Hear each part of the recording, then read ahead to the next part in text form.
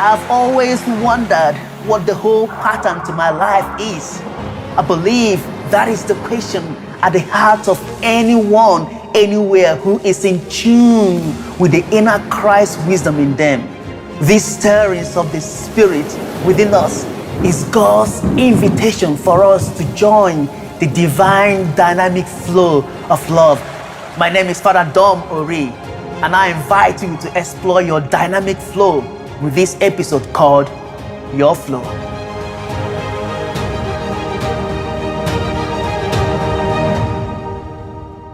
Your flow, my dear friend, is to join the dynamic flow of love that has been flowing from the beginning of creation, moving us to a future beyond ourselves. The universe has been moving forward from the moment of the Big Bang, from the point of singularity. The universe has been inflating and becoming more complex, and yet including us in the very process of joining its flow for 13.8 billion years now. There is an utter wonder at play within us when we come to get a glimpse of how the complexity of the universe has shown us that this thing is bigger than us and yet includes us in a way. As Neil deGrasse once said, if you see the universe as something you participate in, as this great unfolding of a cosmic story, that, I think, should make you feel large, not small. This, my dear friend, is the realization that tells you that you are connected to the whole unfolding story of the universe. But it's actually the unfolding story of God. This unfolding story is what I call the dynamic flow of love. Your participation in this dynamic flow is simply recognizing your connection to this eternal flow of love, animating everything in creation. There is this ancient letter written in the first century, circa AD 90, by a man named Paul when he was in prison awaiting trial, to the people of Colossae, which is a small city in the province of Ephesus. Paul said, in Christ all things were created, things in heaven and things on earth, visible and invisible, whether thrones or powers or rulers or authorities, all things have been created through and for him. He is before all things, and in him all things hold together. And he is the head of the body, the church. He is the beginning and the firstborn from among the dead, so that in everything he might have the supremacy. For God was pleased to have all his fullness dwell in him, and through him to reconcile all things, whether things on earth and things in heaven, by making peace through his blood shed on the cross. Now, I'm gonna try and read that again, but I'm gonna read it in the Message translation so that you could get a glimpse or have a sense of what this means for you in our everyday language. In the Message translation, it says, for everything, absolutely, above and below, visible and invisible, rank after rank after rank of angels, everything God started in Christ and finds its purpose in him.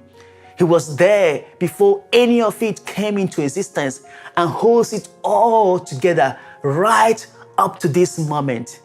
And when it comes to the church, he organizes and holds it together.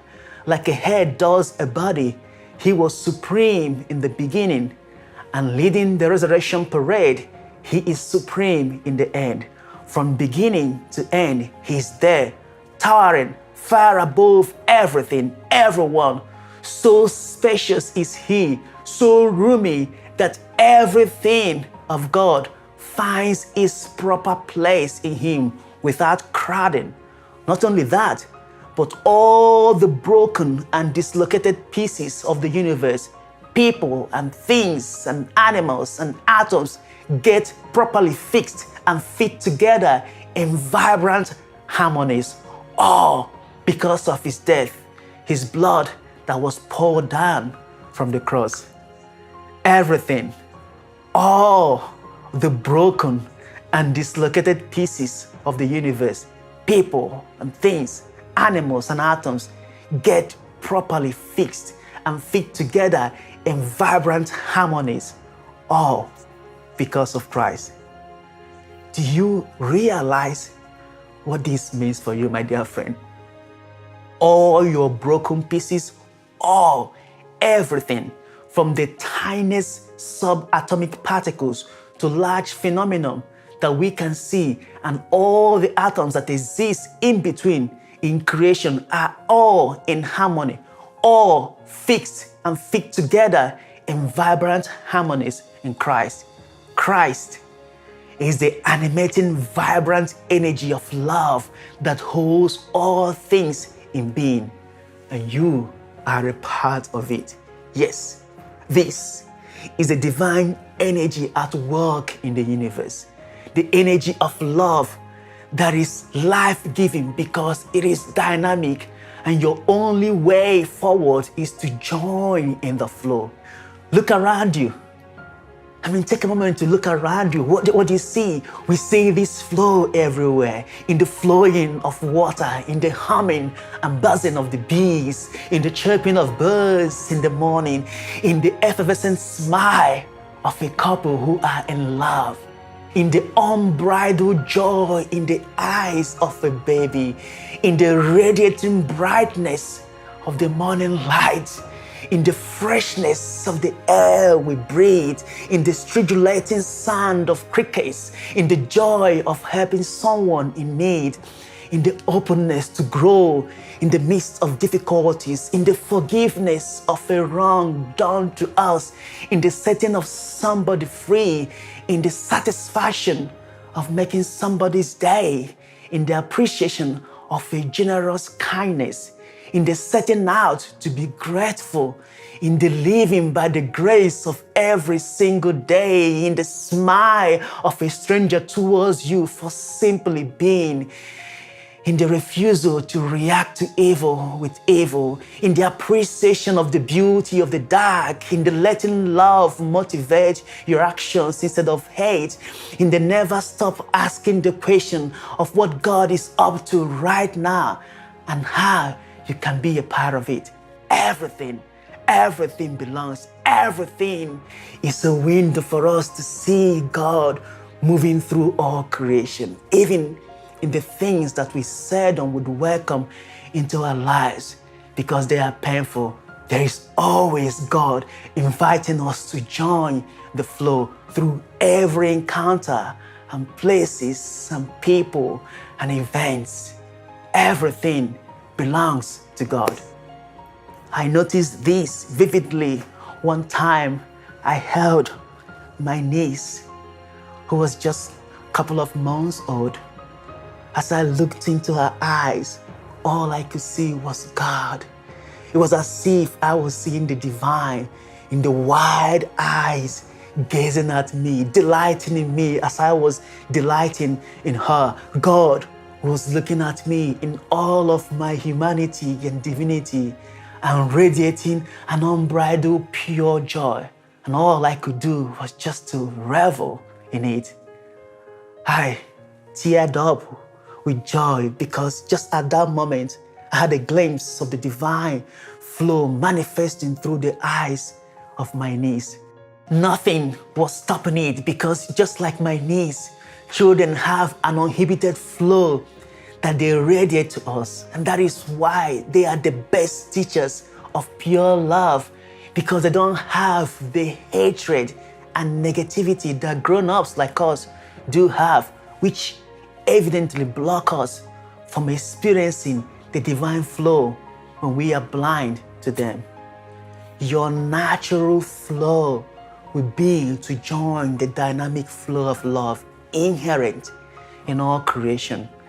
Another way of saying this is to recognize the divine spirit hovering through all creation, manifesting in every created thing, and thus inviting us to see what is already happening in the heart of God. and everything created in the image and likeness of God, and leading us to courageously ask, how can I be a part of it? To replace or to rephrase that question is to simply ask, how can I join the flow? You start by listening to the yearnings of the divine that tugs at the depth of your heart and shows you that everything belongs. There is a yearning of God in your heart. We may call it the yearning for life. It is our attraction to everything that gives life to our soul, to everyone and to all creation. In responding to these yearnings, we are awakening to our connection to the source of life. It is as if we are being drawn to see the gift of life in us and to every other thing. We are in touch with our humanity because we have connection to our divinity. Bishop Robert Barron describes it as the gift of God in us, which reveals our gift to the world. He said, God's gift of self awakens a human gift of self, and the two together constitute a coherence of divinity and humanity. Because of this coherence of divinity and humanity in you, which is another way of saying that you are made up of the genes of divinity and humanity, both existing in the genes that is fundamentally you, in all your quirkiness, yep, in all your uniqueness, yep, in all your messiness, and in all your beauty. And that in itself, my friend, is a work of art. Because you are crowned with divinity in your humanity, you could hear the divine tugging in your heart for more. It fills you with some kind of restlessness and a yearning for more that gives life. So when you refuse to be stingy and join in the generous generativity of the divine, you are joining the flow. When you give yourself to something much bigger than yourself so that you can participate in the ongoing creation of the world, you are joining the flow. When you refuse to keep evil in circulation by saying no to acts of violence, hate, discrimination, racism, and all the ways we try to pull people down because of their inherent nature, you are joining the flow. In essence, love keeps flowing, and our task is to join this flow of love to bring heaven here on earth. I believe this is what Jesus meant when he said, I am the way, the truth, and the life. No one can come to the Father except through me. He is teaching us that it is only through living the ways that he has shown us that we could truly live a meaningful life that is eternal. In many ways, he loved the outsider.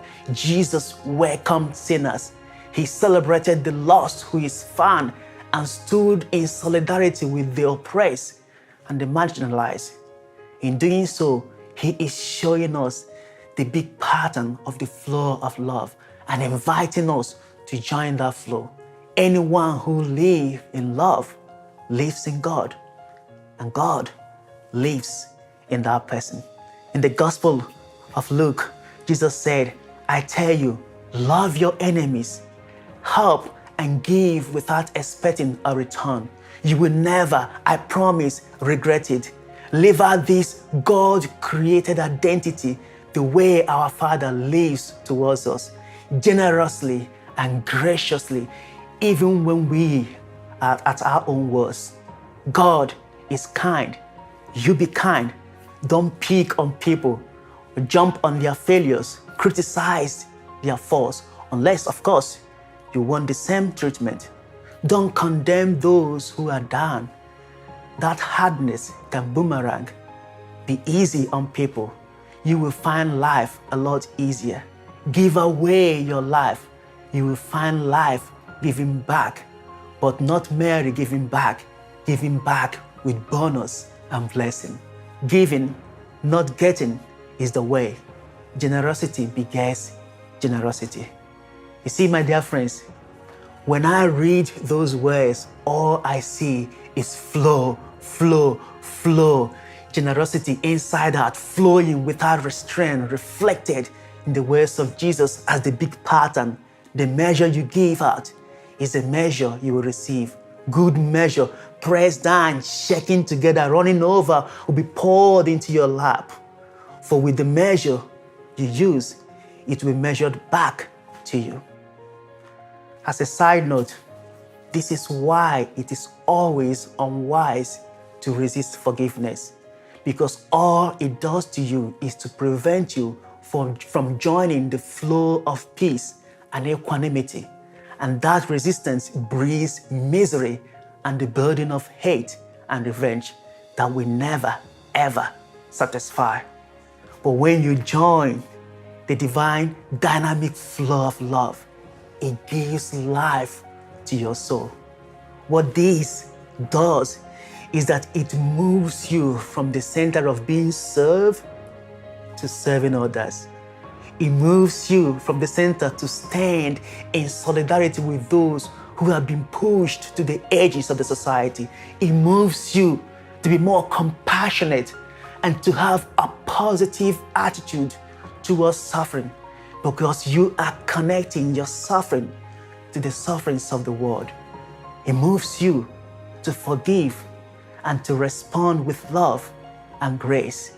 It moves you to enjoy the generosity that is at the depth of the universe and in the heart of God as the gift that keeps on giving. You are becoming more aware of how to be in tune with your life, in tune with the world around you, in tune with every other thing, and in tune with God. You are being carried by the wave of this big ocean of God's love.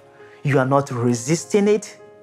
You are simply resting on it and enjoying the flow, because you trust that the flow will always take you to the place that brings more life, more love, and transformation, because it always does. How can it not? When every crest and troughs of the wavelength of this ocean of divine love is in harmony with the frequency at the depth of your heart. This is the divine tuggings within you, the divine tugging within us. If we are being honest, that same divine love that brought everything into being is in you and holding everything into being. In this pattern of divine life, so my dear friends, let this divine allure of love at work in our universe rouse you up to be a part of that which is truly you, love. And may you find hope in joining the divine flow that has been at work within you. Thank you for listening, and I'm so glad that you're able to hear these words. And I pray that it will give you the courage to join your dynamic flow of love. And may God bless you.